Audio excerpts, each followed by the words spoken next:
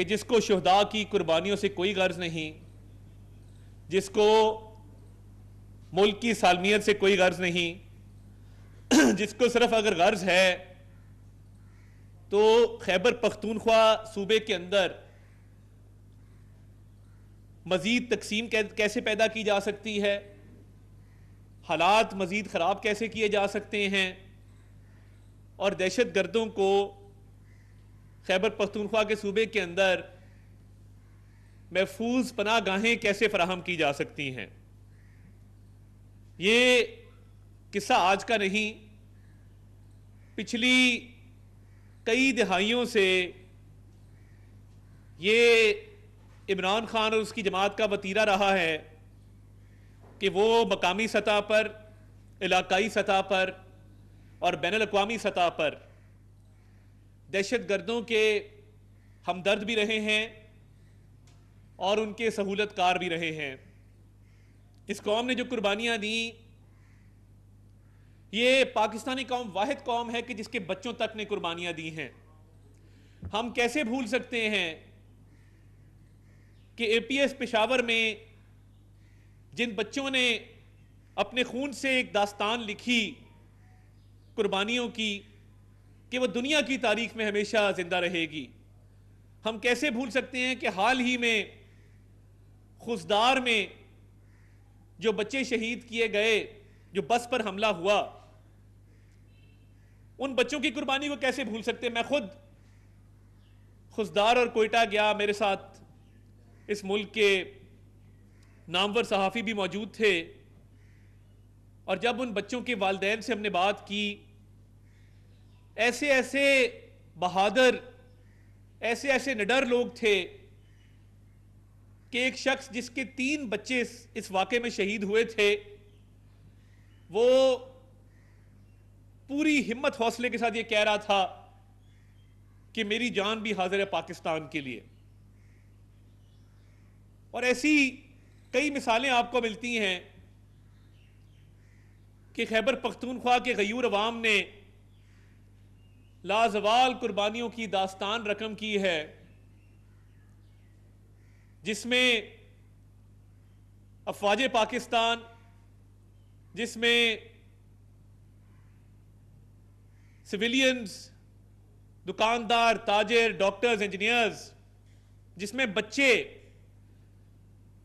माशरे का हर तबका जो है वो उस कुर्बानियों की दास्तान में एक रोशन बाप की हैसियत रखता है। और जब इस कौम ने यह तहैया किया कि एक नेशनल एक्शन प्लान के तहत दहशत गर्दों को शिकस्त देंगे, दहशत गर्दी को मात देंगे, और पूरी कौम इकट्ठी हुई, यकजा हुई, मुत्तहिद हुई कि दहशत गर्दी को जड़ से उखाड़ फेंकेंगे, तो आपने देखा कि ऑपरेशन ज़र्ब अज़ब और रद्दुल फसाद के नतीजे में फौज ने, सूबाई हुकूमतों ने, वफाकी हुकूमत सर मियां नवाज शरीफ साहब की वफाकी हुकूमत थी, तमाम लोगों ने अपना हिस्सा इसमें डाला और कामयाबी के साथ दहशत गर्दी को मात दी। ये वो दौर था कि जब हमारे क्रिकेट के मैदान वीरान हो गए थे। ये वो दौर था कि जब हर शहर के अंदर हर दूसरे दिन कोई ना कोई दहशत गर्दी का वाकया होता था। ये वो दौर था कि जब हमारे उलमा से लेके हमारे फौजी अफसरान, हमारे बच्चे, हमारे शहरी रोज कुर्बानियां दे रहे थे। कौन भूल सकता है परेड लेन की उस मस्जिद के धमाके को कि जिसमें रिटायर्ड अफसरान भी, बच्चे भी, शहरी भी शहीद हुए। इन दहशत गर्दों का ना तो कोई दीन है, ना कोई मजहब है, ना कोई रंग है, ना कोई नस्ल है। ये सिर्फ तशद्दुद और दहशत फैलाने में यकीन रखते हैं। इनका ना कोई खुदा है, इनका ना कोई नबी है, ना इनका कोई दीन से ताल्लुक है, ना इनका कोई इस्लाम से ताल्लुक है। रियासत पाकिस्तान कलमे के नाम पर मार्ज़े वजूद में आने वाली रियासत, पाकिस्तान का मतलब क्या, ला इलाहा इल्लल्लाह के नारे पर बनने वाली रियासत, जिसको पूरी दुनिया एक मजबूत इस्लामी मुल्क के तौर पे देखती है, उस रियासत की मसाजिद पर हमला करना, उस रियासत की फौज पर हमला करना, उस रियासत के शहरियों पर हमला करना, उस रियासत के अंदर दहशत गर्दी की कार्रवाइयां करना, यह तो किसी सूरत भी जायज नहीं है, नॉट बाय एनी स्टैंडर्ड्स। और यह इस्लाम की रूह से भी इसकी कतई इजाजत नहीं है। और इस पर जय्यद उलमा इस मुल्क के पहले ही फतवा जारी कर चुके हैं कि पाकिस्तान की रियासत के खिलाफ कोई जिहाद नहीं हो सकता। तो ये वो लोग हैं, ये वो दहशतगर्द जो मसाजिद को नहीं बख्शते, जिन्होंने लाहौर में, मैं आज आपको वो तमाम शहदा याद कराऊंगा कि जिनकी कुर्बानियां आज भी जिंदा हैं, जिनके खून के तुफैल पाकिस्तान एक फलाही रियासत बन रहा है, एक आजाद मुमलिकत है। मुझे लाहौर की जामिया नईमिया का वो धमाका नहीं भूलता, जिसके अंदर हमारे एक बहुत ही आलिम और बहुत बड़े इस्लाम के दाई डॉक्टर सरफराज नईमी शहीद ने अपने खून से एक रकम की दास्तान कुर्बानी की। इधर लाहौर के इलाके जामिया नईमिया में उनको शहीद किया गया। तो उलमा का खून भी शामिल है इस वतन की आबियारी में। कौन भूल सकता है कि जब पिंडी के अंदर एक ट्रैफिक सिग्नल के ऊपर आर्मी मेडिकल कोर के जल मुश्ताक को शहीद किया गया था, कौन भूल सकता है। ये वो वाकयात हैं जो ज़रबे अज़ब और रद्दुल फसाद से पहले इस मुल्क के चौकों चौराहों में, बाजारों में, गलियों में, मोहल्लों में और इस मुल्क की मसाजिद में, इस मुल्क के दीनी मराकिज़ के अंदर ये वाकयात रूनुमा होते थे। और फिर पाक फौज के अफसरान ने, जवानों ने कुर्बानियां दी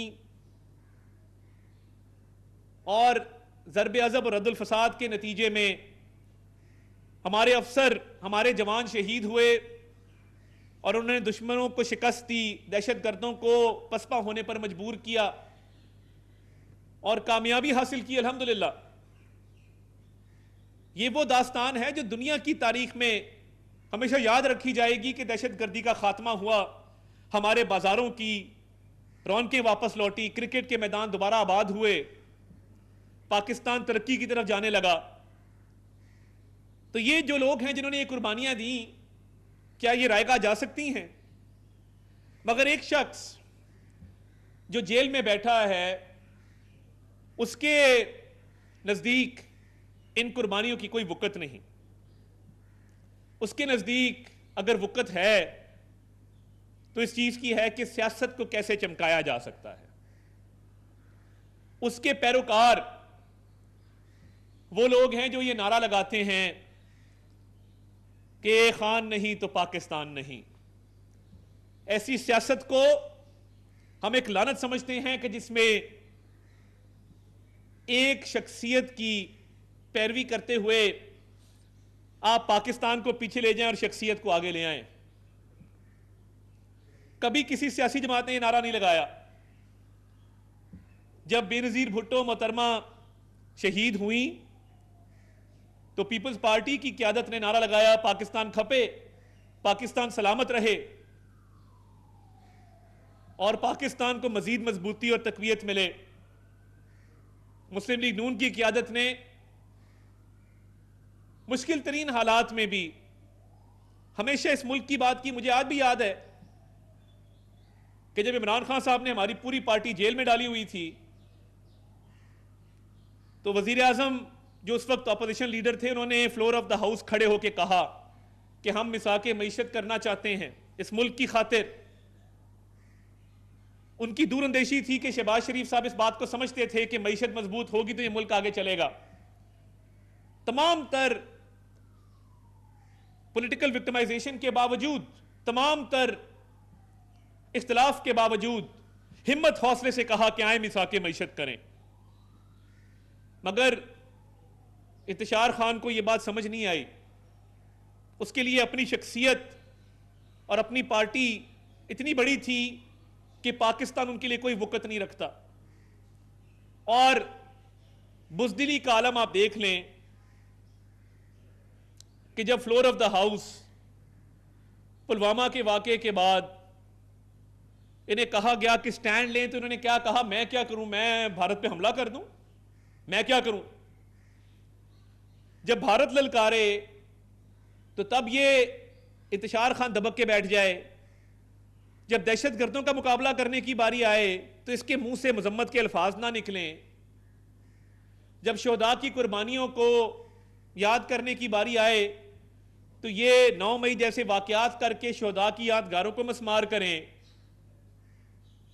और नारा क्या लगाएं कि खान नहीं तो पाकिस्तान नहीं। वाह भाई वाह, क्या नारा दिया आपने पाकिस्तान को कि आपकी शख्सियत सबसे बड़ी और बाकी सब उसके पीछे है। ये जो इसको अंग्रेजी में कहते हैं कि ये एक आइडल वर्शिप है कि जिस तरह आप एक शख्सियत को हर चीज से बड़ा बनाकर पेश करते हैं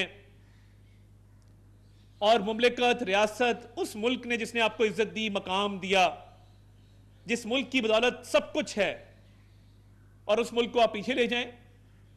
तो ये सोच थी इस पार्टी की कि जिन शोहदा का मैंने जिक्र किया उनकी कुर्बानियां इन्होंने पसे पुश डाली और बैनुल अक़वामी मीडिया पर जाकर कहा कि वक्त आ गया है कि तहरीके तालिबान पाकिस्तान के साथ सुलह की जाए। ये बड़े अच्छे लोग हैं, इनसे बातचीत की जाए और इनको सेटल्ड एरियाज में लाकर बसाया जाए। क्या आपने उस वक्त उस जवां साला कप्तान जिसके वालिदैन आज भी उसकी तस्वीर को देख के उनकी आंखें नम हो जाती हैं और वो हर साल उसकी बरसी पर उसकी कब्र पर जाकर अश्क बहाते हैं, क्या आपने पुलिस ने, सिक्योरिटी नाफिज करने वाले इदारों ने लाजवाल कुर्बानियां दी हैं और अपने लहू से एक कुर्बानियों की दास्तान रकम की है, तो ये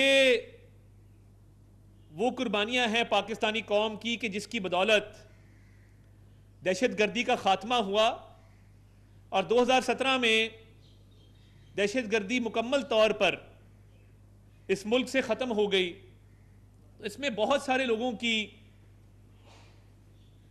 जद्दोजहद है, कोशिश है और बड़ी दलेरी के साथ दहशतगर्दों का मुकाबला करने वाले लोग, जिनके ख़ानदान आज भी बड़े फ़ख्र से कहते हैं कि हमारे इस बेटे ने, हमारे इस भाई ने इस मुल्क की खातिर अपनी जान का नजराना पेश किया। तो मैं ये समझता हूं कि ये कुर्बानी जो होती है कभी रायगा नहीं जाती।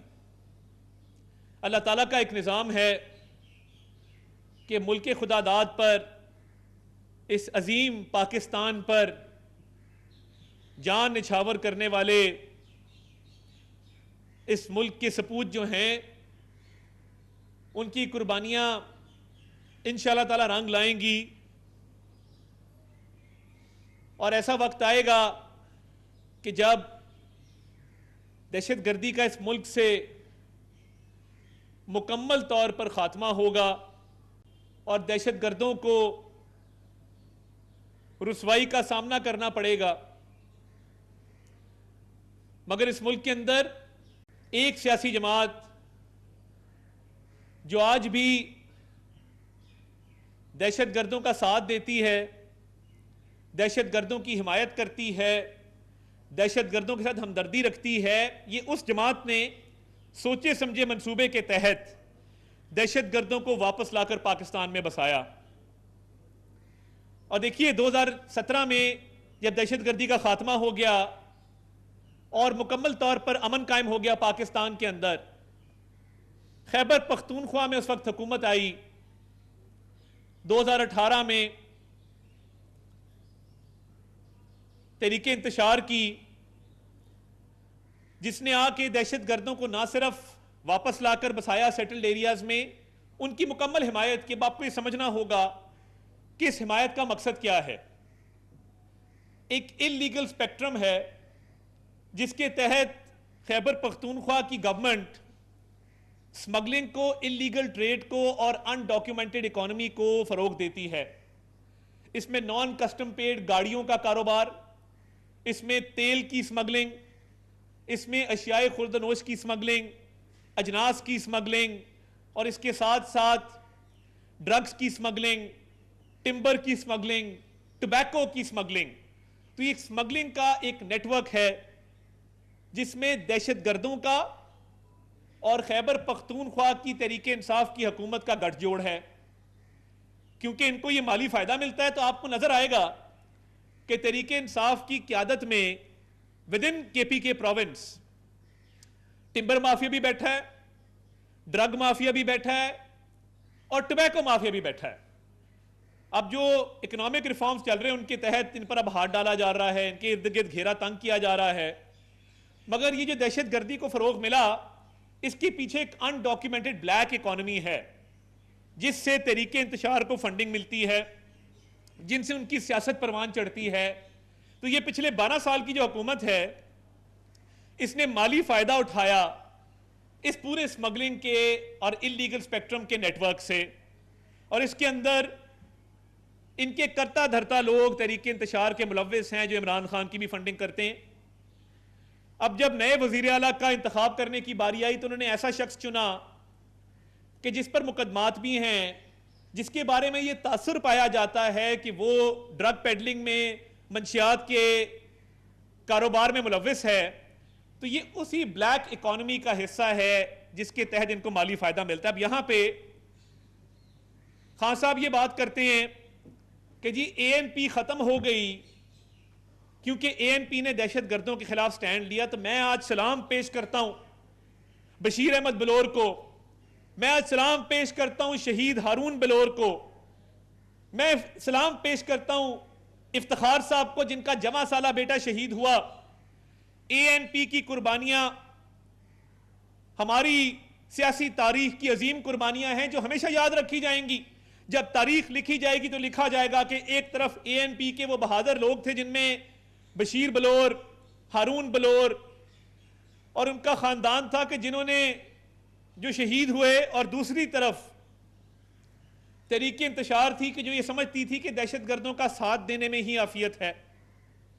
उन्होंने सेटल्ड एरियाज में लाके इनको बसाया, इनके साथ कारोबार और रोजमर्रा के मामलात इस्टेब्लिश किए, इनके साथ बाकायदा बिजनेस पार्टनरशिप्स की, और आज उसका खमियाजा कौम भुगत रही है कि हम रोज लाशें उठा रहे हैं। ये अब चलेगा नहीं। और मैं एंडोर्स करता हूं कल जो तमाम बातें लेफ्टिनेंट जनरल अहमद शरीफ साहब ने की अपनी प्रेस कॉन्फ्रेंस में कि अब ये चल नहीं सकता मामला, और आपको ये फैसला करना होगा कि आप दहशतगर्दों के साथ हैं या उनके खिलाफ हैं। इसमें न्यूट्रलिटी की गुंजाइश नहीं है कि वो दहशतगर्द जो रोज हमारे लोगों को शहीद कर रहे हैं, हम रोज लाशें उठा रहे हैं, हम उनका मुकाबला कर रहे हैं, और एक सूबाई हुकूमत कहे नहीं हम इनकी सहूलतकारी करेंगे, हम इनके साथ कारोबार करेंगे, हम इनके साथ मिलकर स्मगलिंग करेंगे। और यह तासुर पाया जा रहा है कि टीटीपी पीटीआई का अस्करी विंग बनती जा रही है। यह तासुर पाया जा रहा है, उसकी वजूहात हैं, और अल्लाह करे ऐसा ना हो, मगर इस तासुर के पीछे वजूहात हैं जो इल्लीगल स्पेक्ट्रम में इनके कारोबार हैं, इनकी तजारत है, इनके इंतजामी मामलात हैं, जिसमें बहुत ज्यादा इंग्रेस मिली है इन दहशतगर्दों को। आज तक केपी हुकूमत ने टिम्बर माफिया के खिलाफ एक्शन क्यों नहीं लिया? टोबैको माफिया के खिलाफ एक्शन क्यों नहीं लिया? नॉन कस्टम पेड गाड़ियों को पकड़ के बंद क्यों नहीं किया? वहां पे एनसीपी की प्लेटें लगा के नॉन कस्टम पेड गाड़ियां क्यों चलती हैं? अरबों रुपए का जो टैक्स रेवेन्यू इकट्ठा होना है, जो लगना है खैबर पख्तूनख्वा की अवाम की फलाह बहबूद पर, वो इकट्ठा क्यों नहीं होता? क्योंकि गठजोड़ है, मिली भगत है दहशतगर्दों के तरीके इंतशार की। और अब जो वजीर आला का कैंडिडेट नामजद किया गया है, और तरीके इंसाफ के अंदर से आवाजें उठ रही हैं कि हमें यह काबिल कबूल नहीं है, और टूट फूट का शिकार है। जहां पे आपको पता है कि एक तरफ शेर अफजल मरवत है, एक तरफ वहां पर अलीमा खान का ग्रुप है, एक तरफ बुशरा बीबी का ग्रुप है, और मुख्तलिफ आवाजें उठ रही हैं। तो ये तो इनका अपना हाउस इन ऑर्डर नहीं है। केपी असेंबली में इनको बड़ी मुश्किलात का शिकार हैं ये लोग। तो ऐसे शख्स को लाने का मकसद सिर्फ एक है कि ऐसा शख्स जो दहशत गर्दों के खिलाफ ना बात करे अपनी बुजदिली की वजह से, ना उनके खिलाफ ऑपरेशन करे, ना इकदाम करे, ये नहीं चलेगा। रियासत पाकिस्तान कतई इजाजत नहीं देगी कि कोई भी शख्स या कोई भी जमात अब दहशत गर्दों का साथ दे। जैसे वजीर आजम ने उस दिन कहा कि या आप पाकिस्तान के खिलाफ लड़ रहे हैं या पाकिस्तान के लिए लड़ रहे हैं, ये दो ही कैटेगरीज हैं, इसके अलावा और गुंजाइश नहीं है कि दहशत गर्दों को मजीद प्रमोट किया जाए इस मुल्क के अंदर। पाकिस्तान की रियासत ये फैसला कर चुकी है कि दहशत गर्दों को इंशाअल्लाह ताला अल्लाह के फजल से शिकस्त देंगे और उनको पाकिस्तान में रहने की इजाजत नहीं देंगे। इन दहशत गर्दों को जो कभी अफगानिस्तान से आकर हमला करते हैं, कभी वो हिंदुस्तान की सपोर्ट से हमला करते हैं, जिनको कोई फर्क नहीं पड़ता कि वो औरतों, बच्चों, बुजुर्गों को शहीद कर रहे हैं, फौजी अफसरों को, जवानों को शहीद कर रहे हैं। तो ये तरीके इंसाफ की हुकूमत जिसका सरबराह जेल में बैठ के दहशत गर्दों को आज भी सपोर्ट करते, पहले उनको वापस लाया, सेटल्ड एरियाज में बसाया, उनको भरपूर जो है सपोर्ट फराहम की, और आज जब अमन खराब हो रहा है तो वो चाहता है कि सूबाई हुकूमत दोबारा से उनकी सपोर्ट शुरू करे और पूरा सिस्टम मफलूज हो जाए ताकि उसका कारोबार चलता रहे, वो पैसे चलते रहें जो स्मगलिंग से, इलीगल ट्रेड से इनको आते हैं। ये पूरा गठजोड़ है जो अब नहीं चल सकता। दहशत गर्दी का इंशाअल्लाह ताला खात्मा करेंगे। पाक फौज रोज कुर्बानियां दे रही है और हुकूमत पाकिस्तान पूरी तरह कारबंद है कि दहशतगर्द, आखिरी दहशतगर्द के खात्मे तक हम चैन से नहीं बैठेंगे इंशाअल्लाह ताला। अफवाज पाकिस्तान, पुलिस, सिक्योरिटी नाफिज करने वाले इदारे, पाकिस्तान के सिविलियंस, उलेमा, सारे एक पेज के ऊपर हैं कि दहशतगर्दी की मजीद गुंजाइश नहीं है। ये मुल्क तरक्की कर रहा है, इकोनॉमी बेहतर हो रही है, फॉरेन पॉलिसी डायमेंशन में पूरी दुनिया पाकिस्तान की तारीफ कर रही है, और एक जमात वो इस बात पर इंसिस्टेंट है आज तक भी कि नहीं, हम ये चाहते हैं कि दहशतगर्दी को फरोग मिले। तो ये हो नहीं सकता। जेल में बैठा हुआ एक शिकस्त खुर्दा शख्स जिस पे 190 मिलियन पाउंड का मेगा करप्शन केस है, वो अपनी जात की खातिर, अपनी जमात की मफाद की खातिर अगर पाकिस्तान को कुर्बान करना चाहता है तो ये नहीं हो सकता। पाकिस्तान इंशाअल्लाह ताला मजीद तरक्की करेगा और दहशतगर्दी का खात्मा भी होगा। और जो तरीके इंतशार के खैबर पख्तूनख्वा में अजाइम हैं, हम खैबर पख्तूनख्वा की गयूर और बहादुर अवाम जिन्होंने कुर्बानियां दी हैं, जिन्होंने इस पाकिस्तान का हमेशा साथ दिया है, उनकी कुर्बानियों को रायगा नहीं जाने देंगे। और आप देखेंगे कि दहशतगर्दी का भी खात्मा होगा और दहशतगर्द के सहूलतकार और दहशतगर्दों को अपने माली फायदे और सियासी फायदे के लिए सपोर्ट करने वालों को रुसवाई का सामना करना पड़ेगा इंशाअल्लाह ताला। बहुत शुक्रिया।